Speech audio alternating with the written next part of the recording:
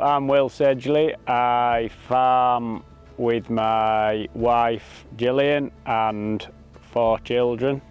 We farm at Lowbank House at Barben, which is on the Yorkshire, Lancashire and Cumbria border. So our farm covers about 1,350 acres, all rented, lambing around about 3,000 ewes of various breeds, swales, mules and texels, of which about 1,000 of those are texel crosses which are tupped with a Beltex.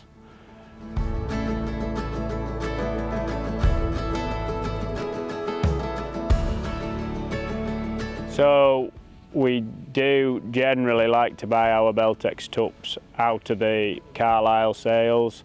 Do like the fact that the pure Beltex, when we do buy pure Beltexes, I like to know that they are genuinely pure.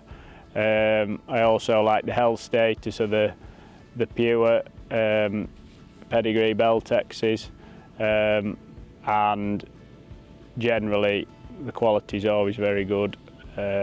We do buy on a budget, so obviously we can't buy the best, but we try and get good mouths, legs and skins.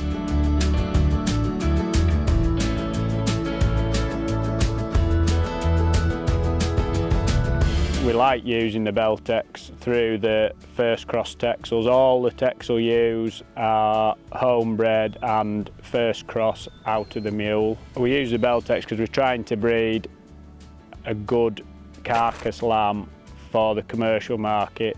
The Beltex gives that extra carcass, that quality carcass, enough from the first cross to meet the standards that we want.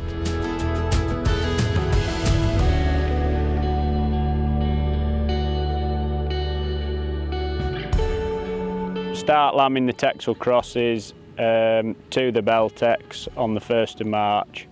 They'll generally be, well, they will be through by the 1st of April, and then we start lambing the 350 texel cross hogs after that. All lambed inside and then turned out at around 24 to 48 hours old.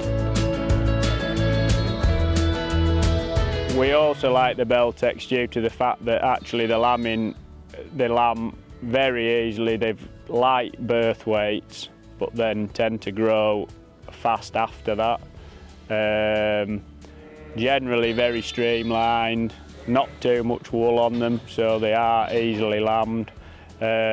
We do lamb about 350 of those 1,000 we lamb as hogs. They are lambed to the Beltex Cross Charolais. Again, not a pure Beltex, but we want the Beltex influence on them to keep the carcass right.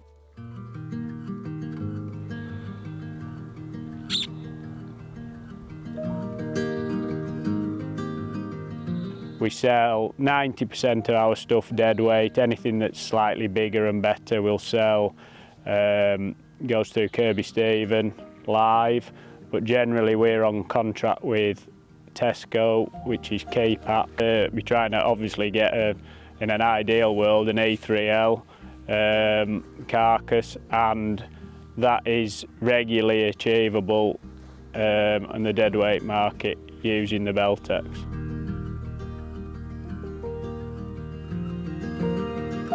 So part of our sales is that we sell Beltex gimmers to Nick and Charlotte Brown from Claughton Hall. They have the pick of our best Beltex cross gimmers out of the texel. They take them in around July time to get them into their system, Heptavac, as hogs again to the Beltex, so like 3/4 Beltex lambs at foot, and they sell them in May as hogs with lambs at foot. I think Nick's been buying those for the last, I think it'll be 8 years now that we've done that, so it seems to be working well for him. And it's nice to see some of the females going off to breed and to local farms.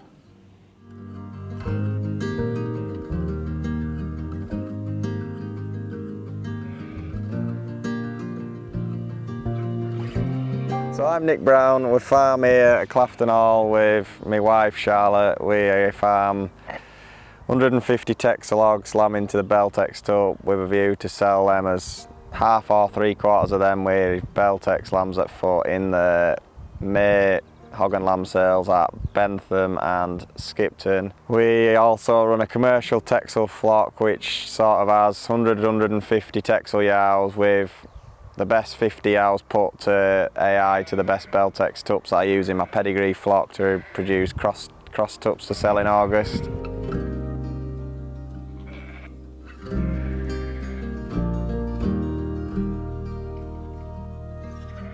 Scan about 100,000 sheep through the winter months. I was shearing 20 to 30,000 sheep in the summer months, but I cut that down to try and concentrate on the pedigree side of the Beltexes, which has now got up to numbers sort of 30 to 35 pedigree yows, flushing 4 or 6 yows every year with a view to try and sell majority of them shearling tups either in Skipton or in Carlisle Society sales in August and September.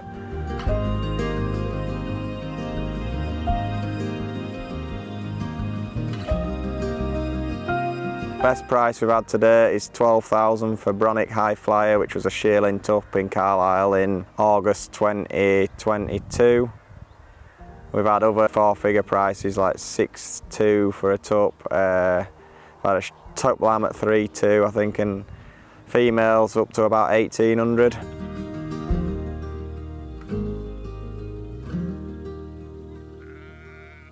Generally speaking, we always lamb last week in March, early April.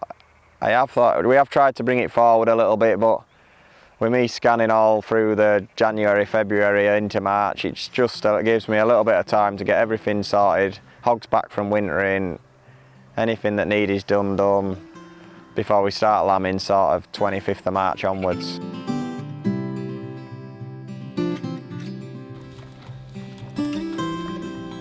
Once we've lambed as Beltex hogs, they'll go into a little pen for 12 to 24 hours. If they're right and look like going on, they're pretty much straight out. We take one lamb off every hog, so they all go out with a single lamb. We don't leave any as twins. We lamb the commercial texel yows at the same time with a view that we'll try and get a lot of their hog lamb twins onto them.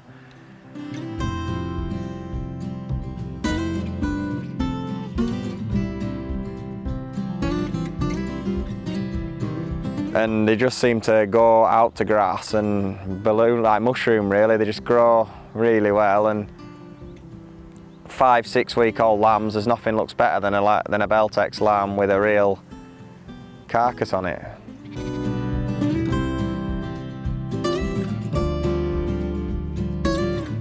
So with the hogs and lambs, today we've just been sort of drawing through them.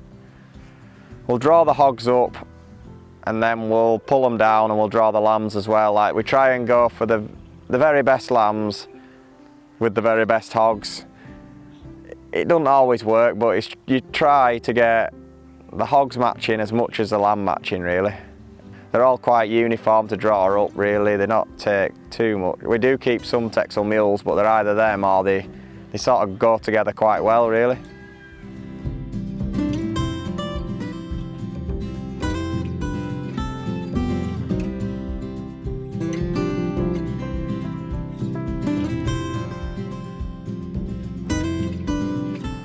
We started farming Claughton Hall 8 years ago. Before that I was working for Frank Towers, working for him, and also doing lambings and 1 to 2 days a week for Will and Gillian Sedgley. I was actually dressing gimmer lambs mule gimmer lambs for Will one day, and we'd just been sorting texel fat lambs, and he said, "Oh, there's some grand lambs in here."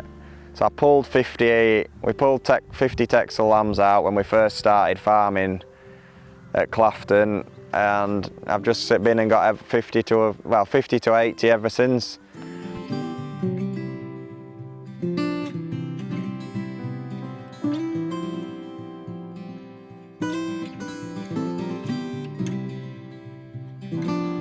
As soon as he's spawning, I'll have him.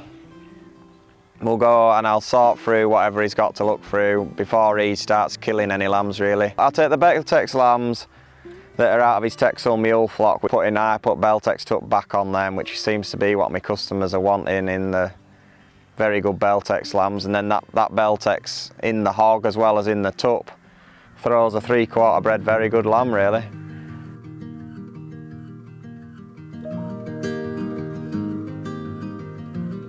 The biggest draws to a Beltex are the end product is there to easily sold. If you get it right, yeah, they don't crop bears just as well as some other breeds. They might not have just as many lambs, but if you can get them cropping 170, 180%, like they'll have a lot better lamb than a run-of-the-mill mule or a Texel mule lamb. They're a real butcher's carcass lamb. I think they are as good a breed as any they're definitely as good a breed as any to sell, as a saleable item, yeah.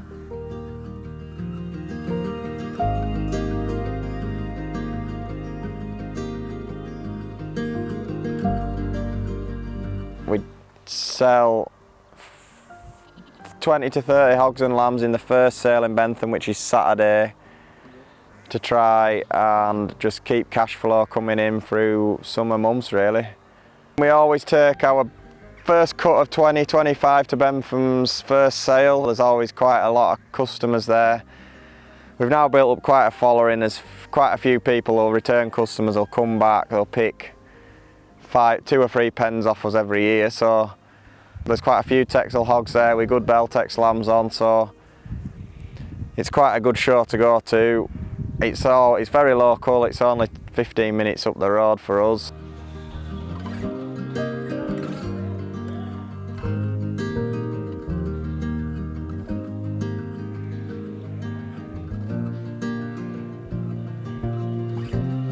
I've now built up a bit of a reputation for selling a good hog, but with a freaky, very good lamb on, then I can sell the hog a lot better with a very good lamb than I can with an ordinary lamb. So we did try Beltex Chevrolet one year.